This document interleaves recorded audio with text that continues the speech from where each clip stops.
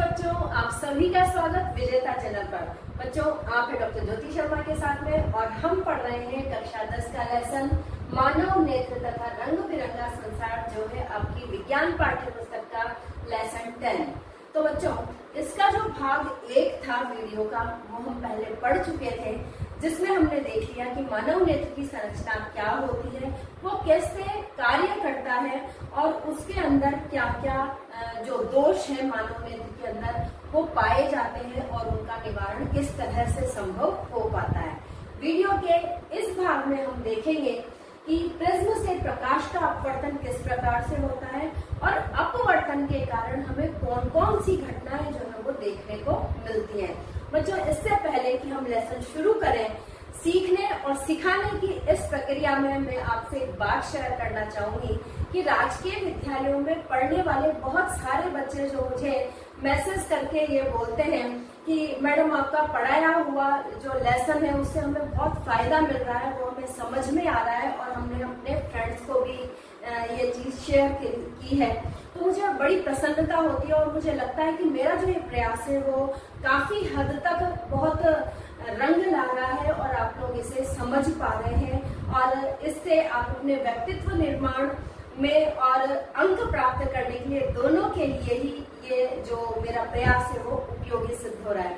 आप सभी को धन्यवाद कहना चाहूंगी बच्चों, और साथ ही एक यही गुजारिश कि ज्यादा से ज्यादा सब्सक्राइब कीजिए, लाइक कीजिए और शेयर कीजिए। तो आइए बच्चों, अब हम अपने लेसन पर चलते हैं। सीखने और सिखाने की प्रक्रिया को इस लेसन के माध्यम से, इस वीडियो के माध्यम से हम आगे बढ़ाते हैं। तो इसमें अपवर्तन जो टॉपिक है वो परावर्तन और अपवर्तन लेसन 9 बच्चों आपको याद होगा, उसके अंदर हम पढ़ चुके हैं।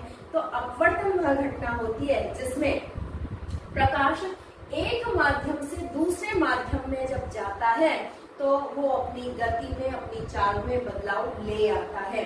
तो एक माध्यम से दूसरे माध्यम में प्रकाश के जाने पर उसकी चाल में परिवर्तन आ जाना, ये अपवर्तन कहलाता है। और इस अपवर्तन के कारण वो अभिलंब के या तो पास झुक जाता है और या फिर दूर हट जाता है। आपको पता होगा अच्छे से कि हमने अपवर्तन वाले लेसन में इस बात को पढ़ा था, यहाँ पे मैंने उसको थोड़ा सा याद दिला दिया है। तो अब हमारा जो टॉपिक है कि प्रिज्म से प्रकाश का अपवर्तन, इसे समझने में आपको बहुत जल्दी आ जाएगा, बहुत ज्यादा आसानी होगी क्योंकि मैं थोड़ा सा आपको रिकॉल करवा चुकी हूँ। तो देखते हैं कि 2 त्रिभुजाकार आधार तथा 3 आयताकार पार्श्व पृष्ठों से घिरी पारदर्शी पदार्थ से बनी आकृति प्रिज्म कहलाती है। तो प्रिज्म जो होता है बच्चों, वो 2 इस तरह के पृष्ठ होते हैं, उसमें आगे पीछे और बीच में 3 आयताकार जो है वो दीवारें इसके लगी होती हैं। तो ये आयताकार पृष्ठ एक दूसरे पर झुके होते हैं और ऐसे 2 पार्श्व फलकों के बीच के कोण को प्रिज्म कोण कहा जाता है। तो कई बार आपसे एग्जाम्स में प्रिज्म कोण की परिभाषा लिखिए, ये पूछ लिया जाता है एक लाइन छोड़ करके, 1 नंबर का ये क्वेश्चन आता है। तो आप लिख देंगे कि प्रिज्म के अंदर जो आयताकार पृष्ठ होते हैं, तो उन आयताकार पृष्ठों, ये जो आयताकार पृष्ठ होते हैं वो एक दूसरे पर झुके हुए होते हैं और इनके बीच का जो कोण होता है वो प्रिज्म कोण कहलाता है। ठीक है, चलिए अब इस प्रिज्म कोण से, ये जो प्रिज्म है इसका जो एक ये त्रिभुज है, इसमें से प्रकाश का अपवर्तन हमें देखना है। बच्चों, आपको स्लैब से जो अपवर्तन हमने देखा था वो याद होगा, लगभग उसी तरह का ये अपवर्तन है। आइए देखते हैं। देखिए, ये कांच से बना, एक क्वेश्चन बच्चों आपसे और पूछ लिया जाता है कि प्रिज्म किस किस से बना हुआ हो सकता है। उसमें एक ऑप्शन आपका दिया होता है, मिट्टी दिया होता है अधिकतर, और 3 चीजें जो होती हैं वो पारदर्शी होती हैं। तो आपको ये बात याद रखनी है कि जो भी 3 ऑप्शन हो वो पारदर्शी होने चाहिए, उनसे हम प्रिज्म बना सकते हैं।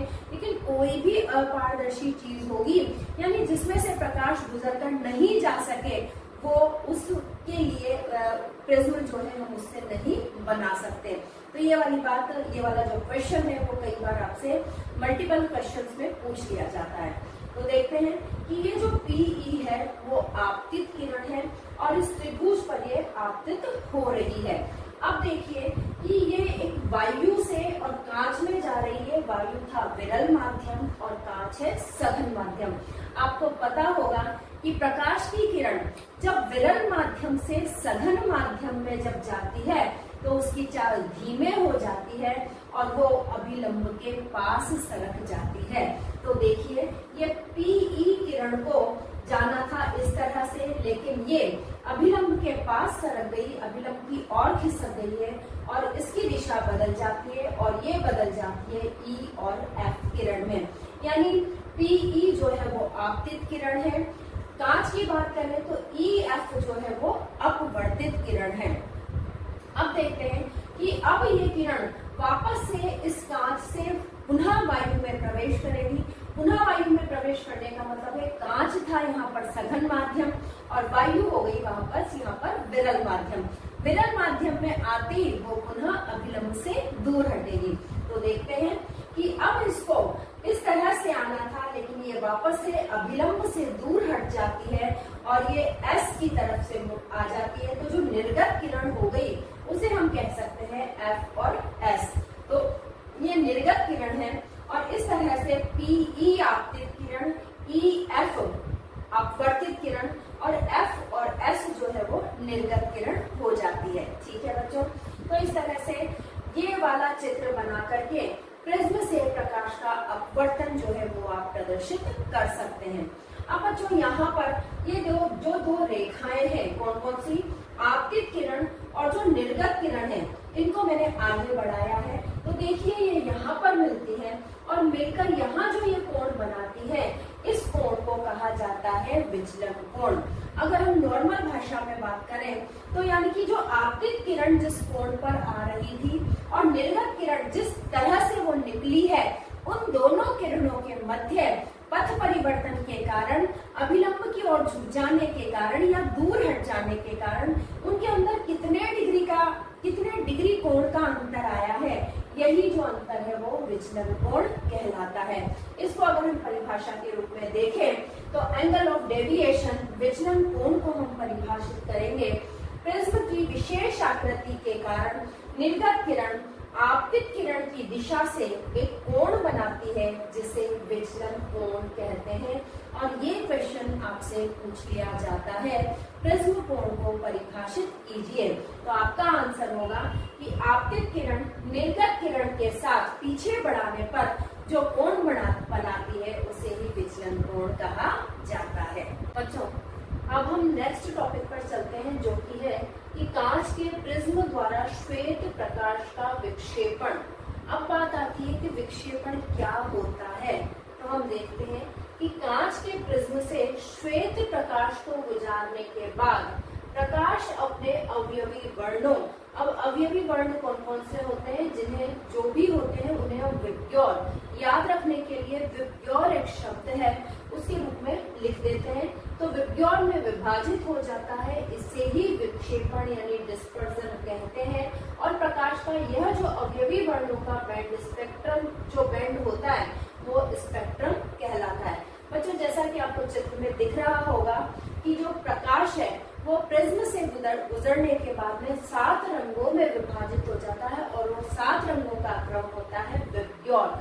V से वॉयलेट, I से इंडिगो, B से ब्लू, G से ग्रीन, Y से येलो, O से ऑरेंज और R से रेड। यानी सबसे जो लास्ट में होता है वो रेड होता है और शुरू में जो होता है वो वॉयलेट होता है। ये बच्चों एक क्रम है इन इंद्रधनुष के या जो प्रिज्म से निकल रहे हैं वर्ण, उन्हें याद रखने का। और ये क्रम कभी भी इधर उधर नहीं होता।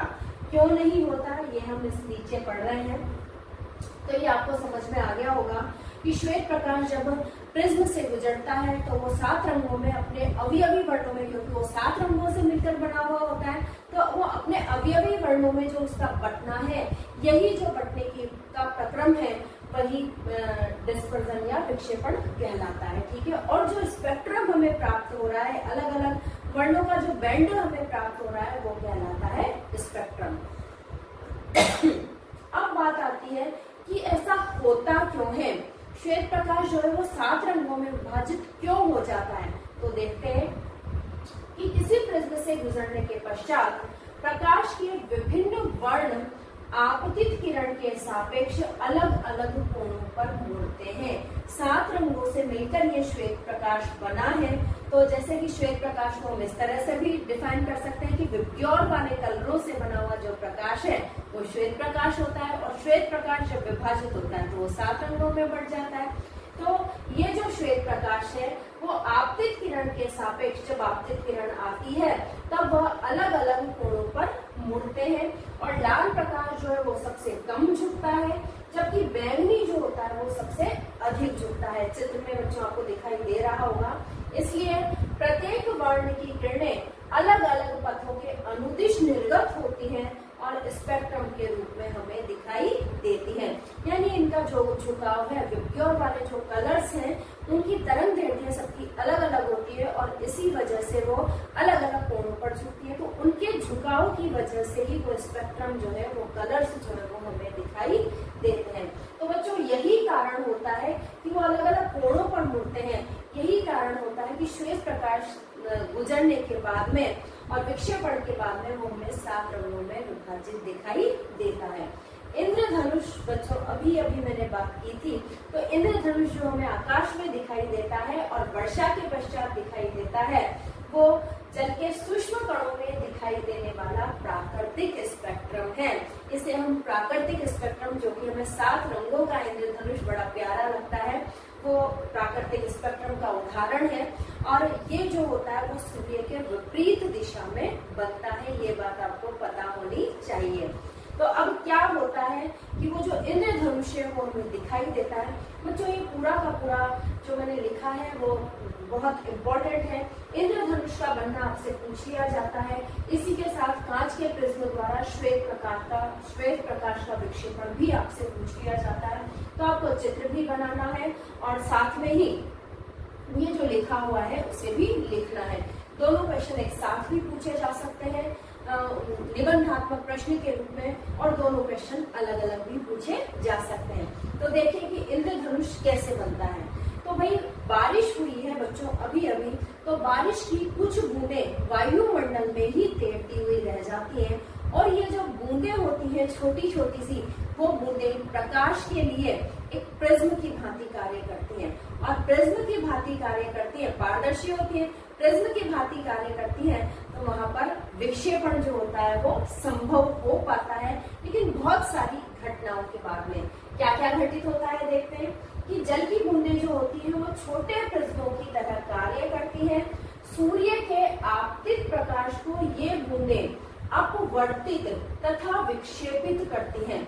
अपवर्तित का मतलब समझ गए होंगे आप कि जब हवा से, वायुमंडल से वो इसमें जा रहा है, पानी की बूंद में जा रहा है, तो प्रिज्म की तरह से कार्य कर रहा है, यानी इसके अंदर अपवर्तन हमें दिखाई देता है, इसकी चाल में परिवर्तन आ जाता है। चाल की परिवर्तन में के कारण ये जो है, ये देखिए यहाँ पर गिरते गिरते ये 7 रंगों में विभाजित हो जाता है। इन 7 रंगों का परावर्तन होता है, लेकिन जो बूंद है वो गोल है। इस वजह से वो परावर्तित जो किरणें हैं, परावर्तित जो प्रकाश आ रहा है, वो वापस से जैसे ही इस पानी की बूंद में से निकलेगा पुनः उसका अपवर्तन होगा। यानी यहाँ पर 2 बार अपवर्तन हो रहा है। एक तो आपतित किरण जब पानी की बूंद के अंदर जा रही है तब, और जब वो जो परावर्तित किरणें हैं वो पुनः वापस से, अपवर्तित जो किरणें हैं वो पुनः वापस से परावर्तित होकर के और पुनः पानी की बूंद से निकल रही है तब। तो 2 बार यहाँ पर अपवर्तन की घटना जो है वो घटित होती है, और जब प्रकाश लास्ट में अंततः निकलता है तो वो 7 रंगों में विभाजित होता हुआ हमें दिखाई देता है। इसे हम लिखेंगे तो इस प्रकार से लिखेंगे कि सूर्य के आपतित प्रकाश को ये बूंदें अपवर्तित तथा विक्षेपित करती हैं, तत्पश्चात इसे आंतरिक परावर्तित करती है, यानी अंदर ही अंदर वो परावर्तित भी हो रहा है, आंतरिक परावर्तित करती है। अंततः जल की बूंद से बाहर निकलते समय, जब जल की बूंद से बाहर निकल रहे हैं तो प्रकाश को पुनः अपवर्तित करती है, पुनः प्रकाश का अपवर्तन किया जाता है। प्रकाश के परिक्षेपण तथा आंतरिक परावर्तन के कारण विभिन्न रंग प्रेक्षक के नेत्रों में पहुंचते हैं। तो बच्चों ये चित्र जो है वो आपको इंद्रधनुष का जब क्वेश्चन पूछा जाए कि इंद्रधनुष कैसे बनता है, तब आपको ये चित्र बनाना है। ये सूर्य का प्रकाश आ रहा है, एक बार ध्यान से फिर से आप चित्र के माध्यम से समझ लीजिए। बहुत ही इम्पोर्टेंट क्वेश्चन है ये कि सूर्य का जो प्रकाश होता है वो पानी की बूंद पर आपतित होता है, तो ये हम इसे आपतित किरण समझ सकते हैं। पानी की बूंद में ये आया और अपवर्तन की घटना घटित होती है क्योंकि माध्यम परिवर्तित हो जाता है, हवा से पानी की बूंद आ जाती है, तो माध्यम में परिवर्तन के कारण इसकी चाल बदल जाती है और ये अपवर्तन हो जाता है। ये यहाँ पर 7 रंगों में विभाजित होता है। ये 7 रंगों में विभाजित होकर जो वापस से परावर्तन किसे कहते हैं कि किसी माध्यम से टकराकर वापस उसी दिशा में लौट आना। अब ये इधर नहीं जाता, वापस यहाँ पर टकराया और वापस उसी दिशा में लौट गया, तो पानी की बूंद तो गोल है, तो वापस से उसी दिशा में लौट गया, तो यहाँ पर इसका आंतरिक परावर्तन हो जाता है। पुनः जब ये इस बूंद से बाहर निकलता है तो यहाँ एक बार फिर से अपवर्तन हो रहा है, यानी आपतित किरण और निर्गत किरण इन दोनों में 2 बार अपवर्तन की घटना घटित होती है, आंतरिक परावर्तन होता है। इन सब से अंततः लास्ट में जब प्रकाश निकलता है तो वो 7 रंगों में विभाजित होकर निकलता है और इसे ही हम इंद्रधनुष कहते हैं। और इंद्रधनुष जो होता है वो हमेशा सूर्य से विपरीत दिशा में हमें नजर आता है। तो बच्चों ये था कि इंद्रधनुष जो होता है वो वर्षा के पश्चात हमें क्यों दिखाई देता है और किस तरह से बनता है। तो जो टॉपिक है बच्चों हमारा वो है वायुमंडलीय अपवर्तन। तो आप सभी को पता है कि हमारा जो वायुमंडल है वो 5 परतों से मिलकर बना हुआ है और उन 5 परतों में वायु का जो घनत्व है वो अलग अलग है।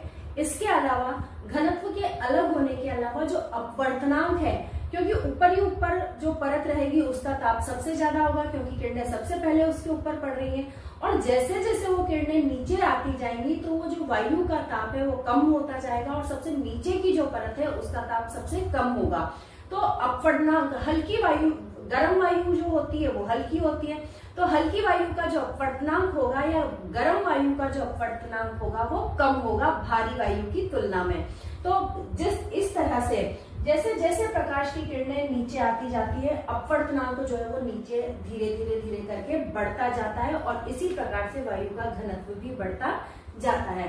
तो इसीलिए जब भी कोई प्रकाश की किरण, चाहे वो सूर्य से आने वाली हो, चंद्रमा से आने वाली हो या तारों से आने वाली हो, तो जब भी कोई प्रकाश की किरण ऊपर से नीचे की तरफ आती है तो वायुमंडलीय अपवर्तन के कारण उसमें बहुत सारे परिवर्तन आ जाते हैं। वो निरंतर उन जो अलग अलग घनत्व वाली जो परतें हैं उनसे अभिलंब की तरफ कभी मुड़ते हुए कभी दूर हटते हुए इस तरह से हमारी आंखों में अंत में पृथ्वी पर प्रवेश करती है, तो हमें बहुत सारे जो परिवर्तन है वो हमें दिखाई देते हैं। तो वायुमंडलीय अपवर्तन पर ही आधारित कुछ बातें हैं जो हम देखते हैं, हमें दैनिक जीवन में दिखाई देती है। जैसे कि सबसे पहली जो घटना है वो है तारों का टिमटिमाना या तारों का चमकना जो है वो हमें दिखाई देता है। देखते हैं तो तारे जो है वो कैसे हमें टिमटिमाते हुए दिखाई देते हैं।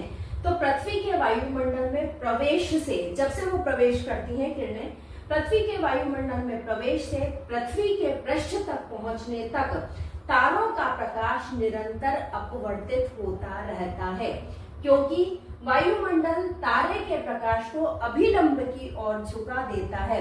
घनत्व जो है वो धीरे धीरे बढ़ता जाता है, तो वायुमंडल जो है वो तारे के प्रकाश को अभिलंब की ओर झुका देता है। इसलिए तारे की आभासी स्थिति उसकी वास्तविक स्थिति से कुछ भिन्न प्रतीत होती है, जैसा कि बच्चों आप चित्र में देख रहे हैं। तो उसकी जो वास्तविक स्थिति होती है वो हमें नहीं दिखाई देती, बल्कि आभासी स्थिति ही हमें उसकी दिखाई देती है। तारे की ये आभासी स्थिति भी थोड़ी थोड़ी देर में बदलती रहती है। क्यों बदलती रहती है? क्योंकि पृथ्वी के वायुमंडल की भौतिक अवस्थाएं स्थायी नहीं है। वायु जो है वो इधर उधर गति करती रहती है, वायु कोई स्थायी नहीं है। इसलिए कभी कहीं का वायु दाब ज्यादा हो गया, कहीं पर वायु सघन हो गई, कहीं पर वायु विरल हो गई।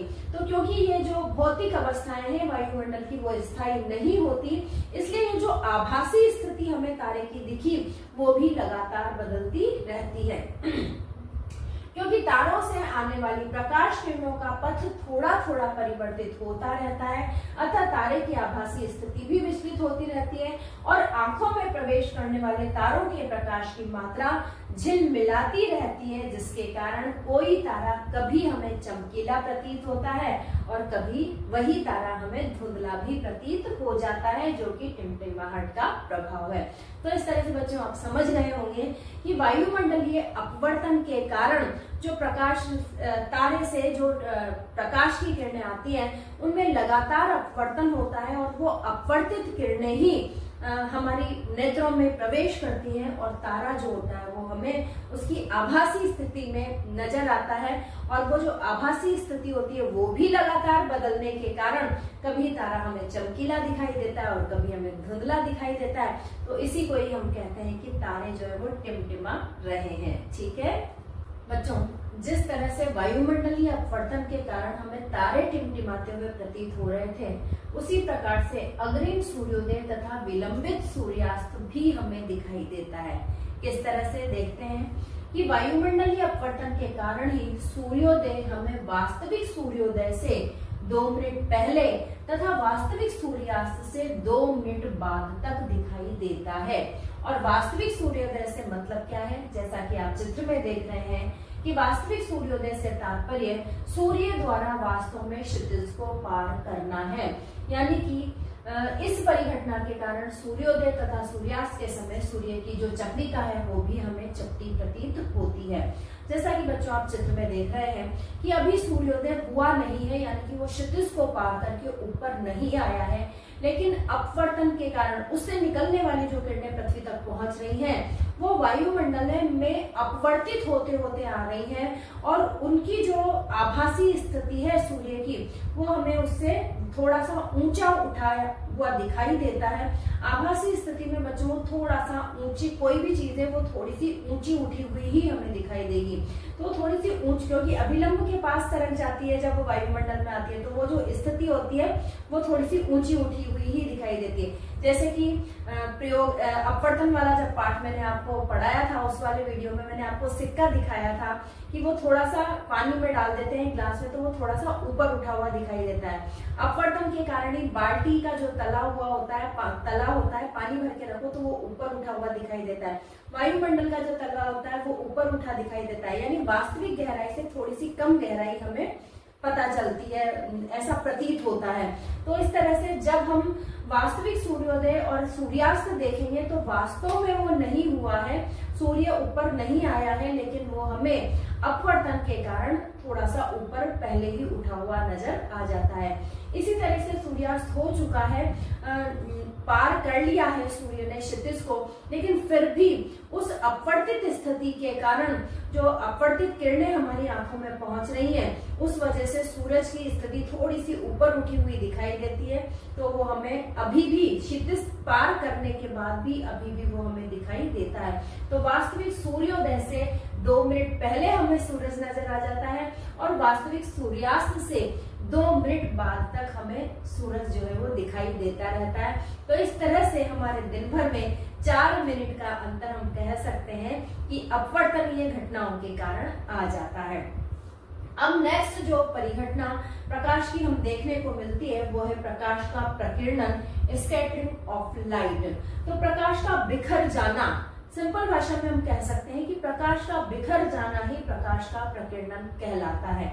प्रकाश की किरणों का किसी माध्यम या वस्तु से टकराकर विभिन्न दिशाओं में फैल जाना प्रकाश का प्रकीर्णन कहलाता है। यह प्रक्रिया तब होती है जब प्रकाश किरणें किसी छोटे कण या गैस अणुओं से टकराती हैं। आकाश का नीला दिखाई देना, सूर्योदय तथा सूर्यास्त के समय सूर्य रक्ताभ दिखाई देना, टिंडल प्रभाव आदि प्रकीर्णन पर आधारित परिघटनाएं हैं। तो पहला हम देखते हैं कि आकाश का रंग नीला दिखना। क्यों दिखाई देता है आकाश का रंग नीला? तो बच्चों हमने अभी अभी जब ये जो प्रकाश है वो 7 रंगों में विभाजित हुआ था तब हमने देखा था कि विबग्योर के रूप में वो टूट जाता है और अलग अलग कोणों पर वो झुकते हैं। तो नीले वाले जो कलर होते हैं उनका झुकाव कम होता है और लाल वालों का झुकाव सबसे ज्यादा होता है। क्यों? क्योंकि लाल किरणें जो होती हैं वो बहुत ज्यादा तरंग दैर्ध्य की होती हैं और नीली वाली जो किरणें होती हैं वो बहुत कम तरंग दैर्ध्य की होती हैं। कम तरंग दैर्ध्य का मतलब ज्यादा दूरी तय करना। तो लाल किरणें बहुत ज्यादा दूरी तय कर लेती हैं नीली किरणों की तुलना में। तो भाई नीले रंग की किरणें कम तरंगदैर्ध्य की होने के कारण वायुमंडल में वायु के अणु तथा अन्य सूक्ष्म कण इन किरणों को अधिक प्रभावी ढंग से प्रकीर्णित कर पाते हैं। वो कम दूरी तय करती हैं, इसलिए उन्हें फटाफट से ये जो कण से वो टकराएंगी तो फटाफट से उन्हें परावर्तित कर दिया, प्रकीर्णित कर दिया जाएगा। तो नीली किरणें प्रकीर्णित हो गई हैं, पूरे आकाश में फैल गई हैं। तो फलस्वरूप प्रकीर्णित नीले रंग के कारण हमें आकाश जो है वो नीला नजर आता है। बच्चों अब आपसे क्वेश्चन ये पूछ लिया जाता है कि अगर वायुमंडल नहीं होता तो ये आकाश हमें कौन से रंग का दिखाई देता। आप कहेंगे ये तो पढ़ाया ही नहीं था मैडम, नीले रंग का होता है वही पढ़ाया था हमें। तो बच्चों प्रकीर्णन के कारण ही, प्रकाश के प्रकीर्णन के कारण ही आकाश हमें नीला दिखाई देता है। लेकिन यदि वायुमंडल ही न होता, कोई उन किरणों को फैलाने वाला ही नहीं होता, तो आकाश हमें काला रंग का दिखाई देता। तो जो अंतरिक्ष यात्री होते हैं वो अगर बहुत ऊंचाई पर अपने स्पेस में घूम रहे हैं तो उन्हें आकाश नीला नहीं नजर आता, क्योंकि वहां पर प्रकीर्णन की घटना जो होती है वो नहीं होती है। अगला आ जाता है कि सूर्य का रक्ताभ दिखाई देना। तो सूर्योदय और सूर्यास्त के समय जो सूर्य है हमें वो लाल रंग का, ऑरेंज रंग का, पीले रंग का नजर आता है और धीरे धीरे करके वो व्हाइट में बदल जाता है। तो सूर्योदय और सूर्यास्त के समय जो है सूर्य क्षितिज पर होता है, जहां से पृथ्वी तक किरणों को पहुंचने के लिए ज्यादा दूरी तय करनी पड़ती है। जैसा कि मैंने अभी बताया कि ज्यादा दूरी तय करने वाली जो किरणें हैं वो लाल किरणें ही होती हैं, लाल ऑरेंज और पीली किरणें ही, उनका तरंगदैर्ध्य ज्यादा होता है और उनकी तुलना में तो वो ही किरणें ज्यादा दूरी तय कर पाती हैं। और ज्यादा दूरी तय कर पाती हैं तो क्षितिज पर जब सूरज है तो वो ज्यादा दूरी तय करेंगी और हम तक वो ही किरणें पहुंचेंगी। इस वजह से सूर्य का जो रंग है वो रक्ताभ दिखाई देता है हमें। इसी के बाद आ जाता है टिंडल प्रभाव। तो कोलाइड माध्यम में गुजरने पर प्रकाश की किरणों का बिखर कर अपना पथ प्रदर्शित करना टिंडल प्रभाव कहलाता है। बच्चों ये वाला भी एक लेसन है, उसमें टिंडल प्रभाव बताया गया है। तो टिंडल माध्यम वो होता है, वास्तविक विलयन जो होता है उसमें तो कण बहुत समान होते हैं और उसी में घुले रहते हैं, तो वास्तविक विलयन जो होता है वो टिंडल प्रभाव शो नहीं करता। लेकिन जो कोलाइड माध्यम रहता है, यानी जिसके अंदर विलयन में जो विलय के कण होते हैं वो थोड़े से मोटे, थोड़े से बड़े होते हैं, जिस वजह से जब प्रकाश की किरणें उनसे टकराती हैं तो वो उन किरणों को फैला देते हैं और प्रकाश का जो मार्ग है वो दृष्टिगत हो जाता है। तो इसी बात को प्रकाश की किरणों को फैलाना, ये कोलाइड माध्यम में वो ही टिंडल प्रभाव कहलाता है। ये हम देख सकते हैं कि किसी अंधेरे कमरे में यदि कोई दरवाजे में कोई छेद हो रहा हो और वहां से प्रकाश आ रहा हो तो वो जो धूल की किरणें होती हैं वो हमें नाचती हुई सी दिखाई देती है और प्रकाश का मार्ग हमें स्पष्ट रूप से नजर आता है। तो वो टिंडल प्रभाव के कारण ही हो पाता है। और बहुत सारे अन्य प्रभाव, जैसे जंगल में घने पेड़ों में भी प्रकाश की किरणें जो छनती हुई आती हैं पेड़ों की पत्तियों में से, वहां पर भी टिंडल प्रभाव शो होता है। बहुत सारी जगह है जहां पर इन तीनों चीजों के अलावा बहुत सारी परिघटनाएं हैं जहां पर हमें प्रकाश का प्रकीर्णन और अपवर्तन के कारण होने वाली बहुत सारी घटनाएं हमें देखने को मिलती हैं। तो बच्चों ये हमारी आंखें ही हैं जिसकी वजह से मानव नेत्र तथा रंग बिरंगा संसार, तो आंखों की वजह से ही और इन परिघटनाओं की वजह से ही हम इतना जो रंग बिरंगा संसार ऊपर वाले ने हमें दिया है उसे हम देख पाते हैं, महसूस कर पाते हैं। तो बच्चों इस लेसन का जो भाग 2 हम यहाँ पर पढ़ रहे थे वो अब होता है समाप्त। ज्यादा से ज्यादा आपको सब्सक्राइब करना है, लाइक करना है और शेयर करना है। अपने राजकीय विद्यालयों में पढ़ने वाले बच्चों तक, मित्रों तक, रिश्तेदारों तक आपको ये वीडियोस पहुंचाने हैं ताकि वे सभी इन वीडियोस का फायदा उठा सकें और उन्हें भी जो पाठ है हमारे वो अच्छे से समझ में आ सकें। तो बच्चों विदा चाहूंगी, इसी के साथ खुश रहिए, स्वस्थ रहिए और मस्त रहिए, पढ़ते रहिए। थैंक यू बच्चों, नमस्ते।